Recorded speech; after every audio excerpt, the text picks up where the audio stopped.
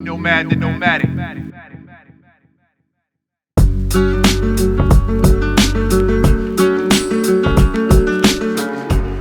Hey YouTube, I'm Nomadikh. Today we're at episode number 9 of the MPC School video series. Check out all the other videos if you haven't seen them yet. They all lead up to this point. Now, today we're going to be talking about editing sequences, and basically what that is after you've already recorded your sequence your first time, you got your drums, you got your sample, you got everything laid out, but let's say you made a little mistake or there's something you want to change. That's what this video is for. Just making slight adjustments to what you've already recorded if you want to fix it up a little bit. So check it out. Alright, so let's be honest. If you're recording something into the MPC, you're not going to get it perfect every single time. You're going to make a mistake and you're going to want to fix it. So the question is, how do you go about fixing something if you make a mistake? Let's do a demonstration with the hi-hat on this beat, alright? So this is my hi-hat pattern, so I'm going to erase it by pushing erase, and if you push do it, it's going to erase the entire thing. So it's all gone. So what I'm going to do is I'm going to record my hi-hats, but I'm purposely going to mess it up.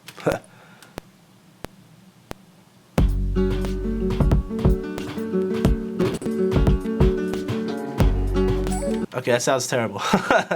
But anyway, if you mess up, right, and you want to fix it, well, this looks really bad. So if it were this off, I would recommend just erasing it entirely and just doing it again.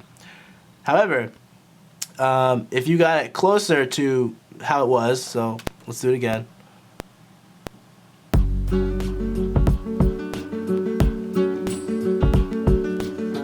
Maybe you mess up at the end or something like this.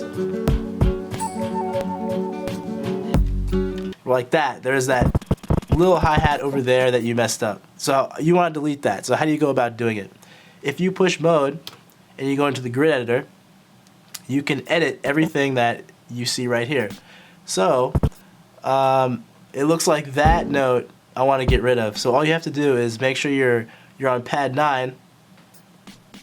So that horizontal line crosses your squares, and you want to go over that, and all you have to do is push delete, and it's gone.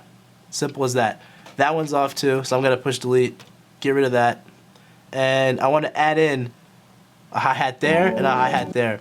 All you have to do is push overdub and tap it, and that's it. Let's add one there too. Overdub's already selected, tap it, and it's done. Let's hear it now by going towards the end with the bar buttons. I think it was around here. And that's perfect. No problem. Now, another way of doing that, if you don't want to use the overdub in the grid edit, another way to do that, let's say you're missing all these notes. If you hold down delete and you scroll, you can delete multiple things at once.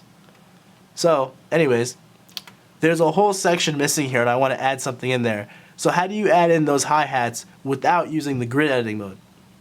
Now, what you can do is you can use overdub. Overdub basically records notes on top of what you've already set there. If you hold down record and you push play or play start, it's going to completely wipe out what you did. So if you want to clear it out entirely, you could push erase, or you could just do record play start, which means that it'll start recording from the beginning and it'll just wipe out everything that you previously recorded and replace it with what you're doing at that moment in time. Now, what I want to do is I want to record some hi-hat notes after bar 3 using the overdub. So I'm going to add notes into what's already recorded. So if I push overdub, play start, it'll go through it. And as you can see, the notes are still there. So once it gets there, I'm going to get ready.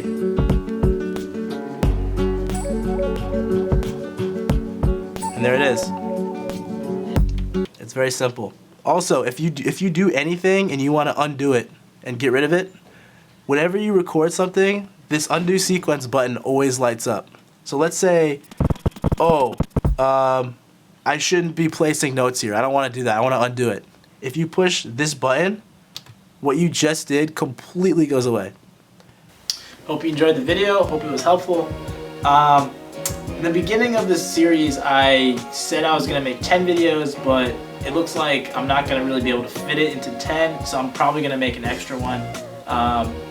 11 videos, so next week isn't going to be the last one, but it'll be the second to last one. So next week we're going to be talking about the internal mixer in the MPC 1000, so you can adjust the volume levels of all your different tracks. And we're probably going to get the track mutes as well, so stay tuned.